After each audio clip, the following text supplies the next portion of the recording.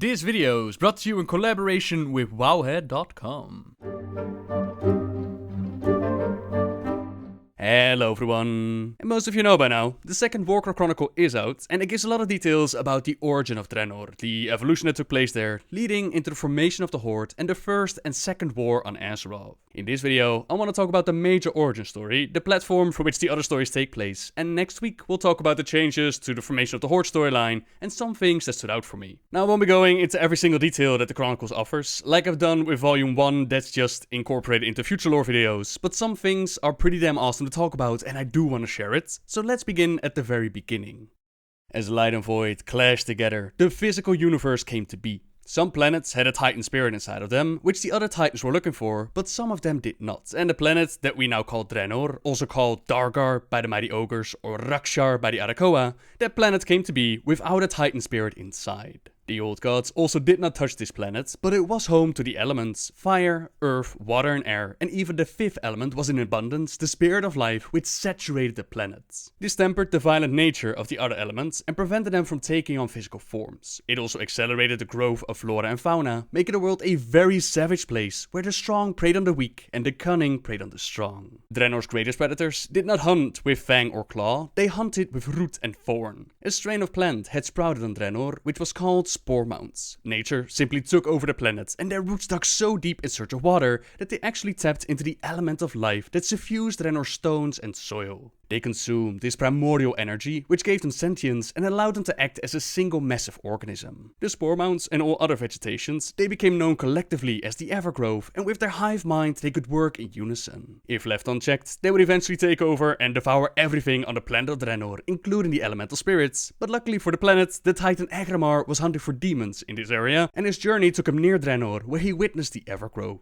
Despite the planet not having a slumbering soul inside, it still intrigued the Titan, and he could not leave Draenor to its fate. Similar to when they brought order to Azeroth and battled with the old gods, Aggramar also realized that if he himself would step in, then he'd probably do some massive damage to the planet or even destroy it, so instead he created a servant in his image. The goal was not to exterminate Draenor's plant life, but to temper it and give the planet a chance. Fire, air, earth and water, they were woven into a massive elemental storm. The roaring tempest was channeled into Draenor's largest mountain, which groaned to life and stood up on two colossal legs. This massive being was named Grond, and as he set out to conquer the Evergrowth, lakes of elemental fire trailed in his footsteps. He dredged out seas, he carved valleys and forged mountains to separate the Evergrowth, and he stabbed a spore mount, tearing it from the world's surface. The other spore mounts, they shivered in agony at the destruction of their kin, and they soon realized that they needed a new weapon to fight back, so they drained the surrounding forest and jungles of their life essence, leaving behind only withered tracts of land. Infused with these energies, the spore mounts arose to walk the world themselves, 3 in total, each embodying a different region of the Evergrowth's domain.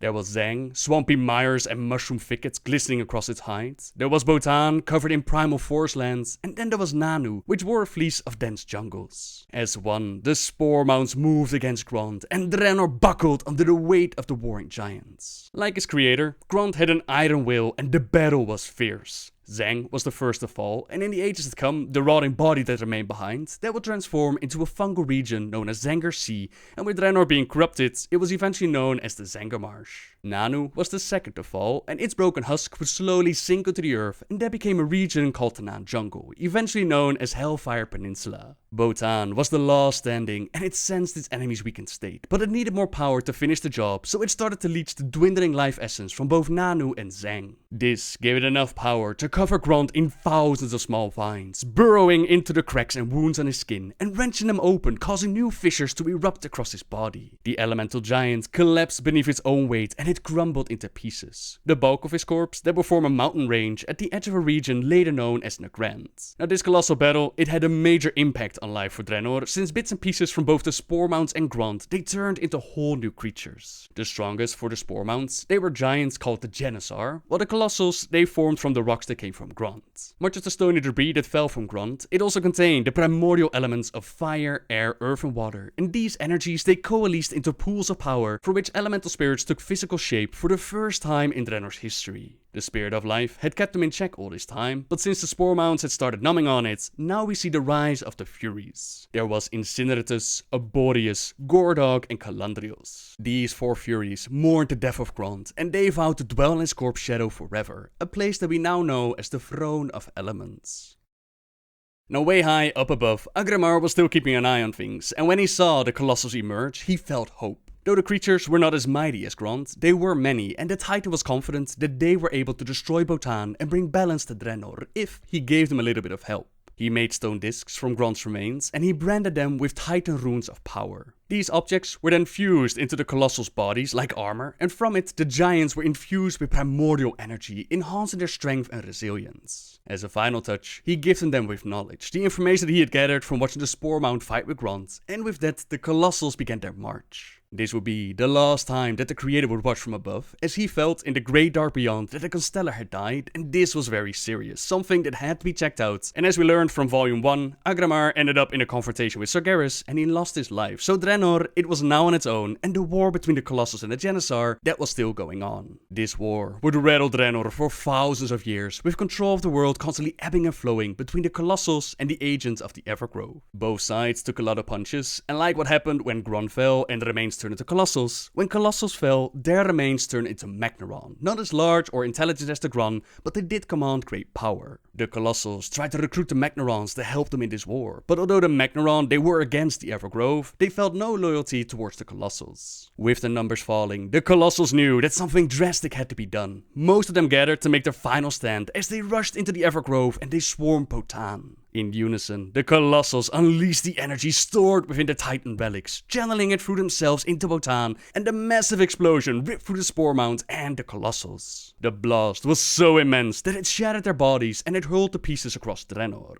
Botan's death rattle that blazed through every root and leaf in the world. Forests withered and hundreds of Janissar dropped dead where they stood. For one brief moment, the entirety of the Evergrowth trembled with the shared agony of Botan's annihilation. Then there was only silence. No thoughts or emotions passed among the world's plant life. Botan's demise had destroyed the shared sentience that connected Draenor's wilds. In the end, the Colossals had triumphed, but they had paid a terrible price. No creature would ever arise from their remains again. Drawing on the power of these Titan relics, it had burned away all life essence from the Colossals, and it seared their corpses. Over time, their broken bodies would sink into the earth, and they became veins of metal called black rock ore. Now, unlike the fallen Colossals, Botan's body still contained potent life energies. Wherever fragments of the Spore Mount fell to the earth, forest and jungle started to bloom. The majority of Botan's corpse that formed a vibrant region that would later be known as Farallon. The same Farallon that we all wanted to see during Warlords of Draenor, but only our followers got the chance. Janissar and other plant creatures, they would continue to thrive in these havens of life, but they would not have a Spore Mount to unite them in purpose and guide their collective will. The Evergrowth was no more, but that did not mean peace for Draenor. When Botan exploded, its body had released countless of spores filled with the spirit of life. These spores drifted back to the world's surface and it warped whatever they touched. They clung to the hides of Mok'nathals and weakened their bodies. Some of them devolved into half-flesh, half-stone giants called the Grond, who were only moderately intelligent, but because of lingering spores, some of them devolved even further into the one-eyed Ogre. They were more intelligent than the Grond, but they were not as strong. Now the Ogre, they feared the Grond and they viewed the hulking beast as gods. The evolution did not end there though. Over thousands of years, the Ogre, they transformed into fleshy creatures called ogres. These brutes were smaller than the Ogre and many would become their slaves. From the ogres came another race, one that we can actually play as, namely the orcs. They were the smallest of Grond's line, but what they lacked in strength, they made up with fierce intellect and a sense of community. By banding together, they survived the savage world of Draenor. So this group, the descendants of Grond, the Mok'nathal, the Grond and the Ogre, they're known as the Breakers, and despite being different from each other, they still felt the original purpose and they continued fighting with the primals. The primals, they're the Janissar and the other plant-based life. Now the primals, they tracked the origin back to the Spore Mounds, and like the Breakers, many of the primals came out of the aftermath of Botan's destruction. The numerous spores released from the giant's corpse, it settled in the wilds, and while these spores weakened the creatures of stone, they had the opposite effect on plant life.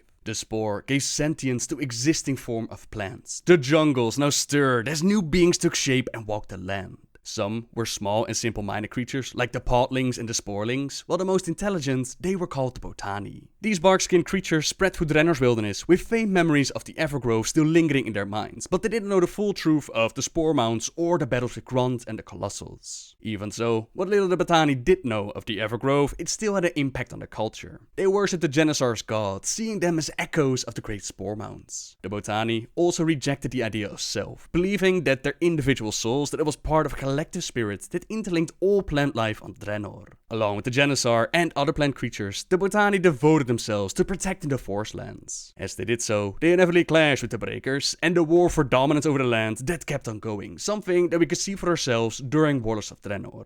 So that's the basic foundation for life on Draenor, right? This colossal battle between stone and nature, which gave birth to many creatures and races on the planet. Where on Azeroth, it was a direct involvement from the Titan Keepers and the Titans and the Curse of Flesh. Here it was done by Aggramar and the influence of the Spirit of Life. It did more than just evolve the breakers and the primals though. It also gave birth to many kinds of animals, and with the end of the Evergrowth, these animals, this life, actually had a chance to survive. The scattered remains of Bhutan that had become a forest full with the spirit of life, and these energies, it transformed the land and accelerated the development of new species. The first beasts to rise up out of this were enormous creatures that wielded extraordinary power over the land. Some of them had an affinity to nature magics, some of them tapped into Draenor's elemental energies, while others, they reached beyond the veil of reality, touching the forces of light and void that permeated the cosmos. Now being such massive beasts, it also made them massive targets, whereas the botani, they would ensnare them for food to nourish the wilds, or to infest them with fungi that transformed them into their minions, while the Grond and Ogre, they also hunted the beasts for sport. Those that had wings and were able to fly above all of these predators, they had a much bigger chance to thrive. It was within Arakkoa where most of these avian races developed, and there 3 godlike creatures took form. There was the majestic firebird called Rukmar, touched by the primordial force of light, the vicious wind serpent Sepha with an affinity to the void, and the cunning raven Anzu, whose keen intellect, it had led to him investigating the magical ley lines on Draenor, and he discovered arcane magic.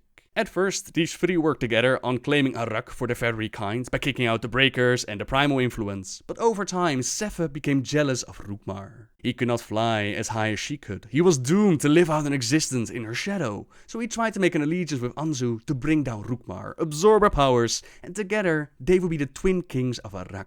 What Sepha hadn't counted on was that Anzu felt no envy or jealousy toward Rukmar, quite the opposite. He adored her, and he never had the courage to confess his feelings. With this knowledge, this betrayal at hand, he went to her, and together they took on Sepha, who in his final moments unleashed a terrible curse. Fearing that the curse might destroy Arakkoa, Anzu devoured the wind serpent, and he locked the dark energies within himself. The curse then twisted his body and soul, warping his form and removing his ability to fly. Anzu figured that if he was not worthy of Rukmar before, now she would be disgusted with the being that he had become. He hid away in the realm of shadows, while Rukmar did try to find him, tried to thank him. When her search proved to be futile, she decided to honor his sacrifice in a different way by creating the Arakkoa. She drew on her life energies to transform some of her Kaliri followers, who embodied Rukmar's physical grace and majesty, as well as Anzu's intellect and cleverness. These heirs of Arakkoa, they would make their home in what would become known as the Spires of Arakkoa, and as we've seen in-game, the Curse of Sepha, it will play a massive role in the future of their people. We'll do a full story on the Arakkoa at some point in time, since there's a lot of things to talk about. There are a lot of interesting things, especially the Apexis crystals, but since I didn't want to trigger anybody, let's finish this video with talking about the origin of a couple more races. Now, as I mentioned before, ogres were enslaved to the Ogron, and the Arakkoa desired the Ogron to fall. They saw an opportunity in their slaves, their anger and their hate. The Arakkoa decided to use them to do the dirty work, and taught them the ways of arcane magic.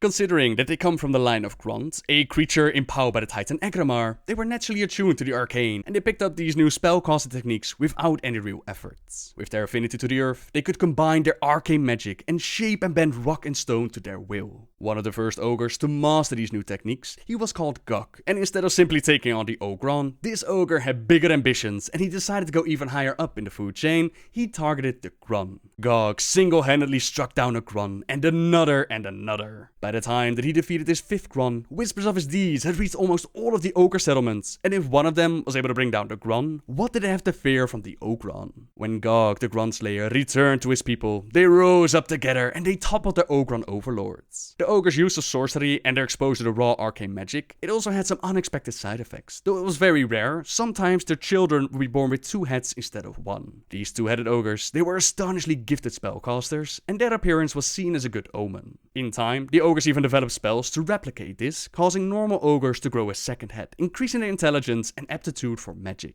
Many years later, this technique would be used by the Ogre Cho'Gall and the Warlock Kil'jaeden to empower the ogres of the Horde during the invasion of Azeroth.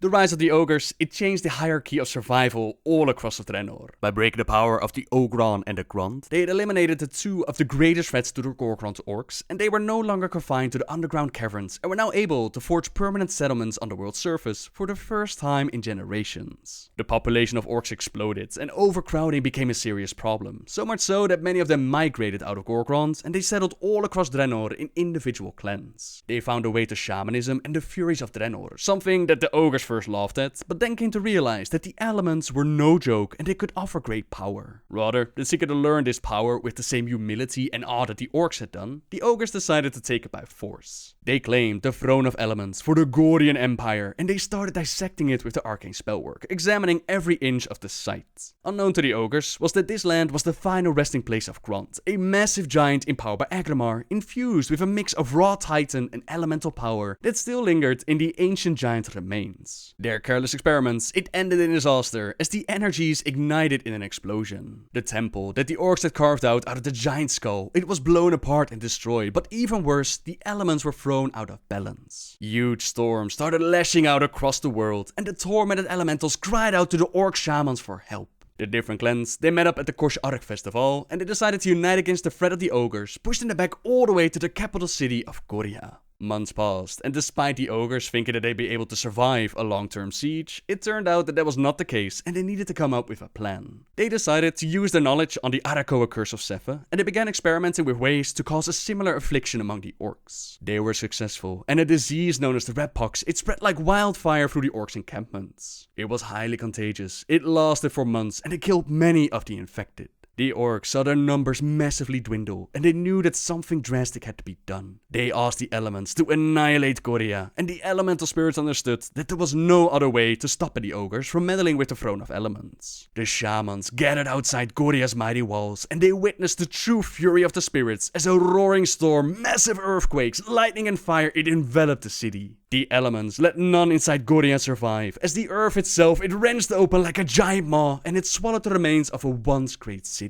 That was the end of Korea, and this means that the orcish clans, they united even before the formation of the Horde, and the red pox, that was a disease that would not simply disappear, and it flares up from time to time. Garros Hellscream was actually a victim of the red pox, which is why he didn't join his father during the invasion of Azeroth, and is also the reason why some of the orcs that they kept a brown skin color, since they were separated from the rest of them as they started to use fell magic, drink demon blood and turned green. Now with the fall of the Gordian Empire, the orcs claimed more and more land on Draenor, even going as far as rising up from their slave masters in Highmaul and breaking the ogres' hold underground. This turn of events, it greatly troubled the Bladespire ogres and their leader Imperator Kelgrok, who saw that all across Draenor the ogre influence was waning. They were determined to regain control within Frostfire Ridge, and to make up for the lack of numbers, their sorcerers had conducted cruel experiments to create new creatures whom they could use to fill their labor force. The most promising result that came from selecting breeding between ogres and enslaved orcs, giving birth to the Mok'nathal, which you might remember Rexxar being a part of.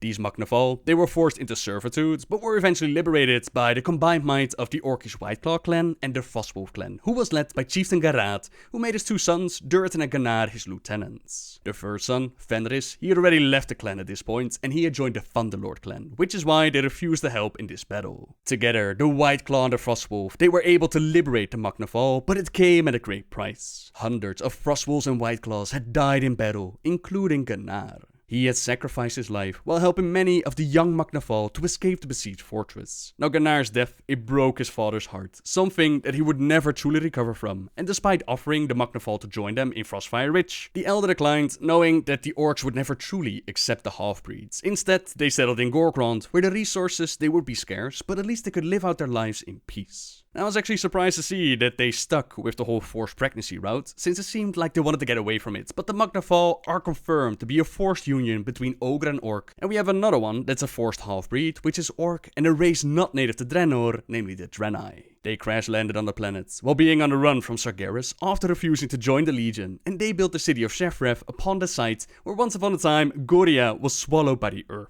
As you might imagine, the Ogres were not too happy about this and they tried to retaliate, but the Draenei's forces and defenses, they were more than capable at holding these Ogres off, and after doing some massive damage, Velen issued a single statement. His voice rumbled through the heavens. "Go home and you will not be harmed." The Ogres did not need any more motivation, they fled, and they would never try a frontal assault on the Draenei again. This soft nature of the Draenei, this forgiveness, it was also evident when the Orcs went on the attack. Before, they had seen the Draenei as mostly harmless, but that was no longer the case after they witnessed how they took care of the Ogres. Some clans decided to avoid all contact, while others decided to treat them as enemies. If the strangers would come into their territory, they would attack. The Bladewing clan, that took it one step further, as they lived in the area between Terakar and the Grond, and they knew of the Draenei's favorite trading routes and caravan schedules. They launched raids on these caravans, they murdered the Draenei, and they took some of them prisoner. Most of the Draenei wanted to retaliate. The clan that was attacking them, it was not large, and it would be relatively easy to defeat them, but Velen forbade it. He did allow the Rangari to launch rescue missions, but an offensive campaign that would only lead to calamity. Orcs did not surrender, and a war would not end until nearly all of the Bladewinds had died. And then what? The other clans would surely take notice and pick up arms as well, so instead they decided to upgrade the protection of the caravans and save as many prisoners as they could. Save as many, not all though, and those who were not rescued, those few poor souls, they were forced into slavery for the rest of their lives. Some of them even bore children for their masters, their half-breed offspring scorned and reviled by both Draenei and Orc cultures. Half Orc, half Draenei, and one of these that you're probably familiar with, that is Garona half Orcan. Those that are familiar with her storyline, you know that it was originally said that she was created out of the orders of Kil'jaeden, out of his breeding program. But that's now changed, and so a few other details when it comes to the whole Rise of the Horde storyline. However, that's a story we're going to save for next week though. Right now we've established how most of the races on Draenor evolved and came to be. Next week we'll talk about the ramifications of Kil'jaeden tracking down the Draenei and starting the events that would eventually lead to the invasion of Azeroth. That's for next week though, so for now, thank you very much for watching everyone. If you want to read up about what we talked about today or want some more details, then check out the related WoWhead article in the description down below. Or you could of course pick up the Chronicles for yourself, I can highly recommend it. Right then, I think I've been talking for long enough. Until next time guys, see ya!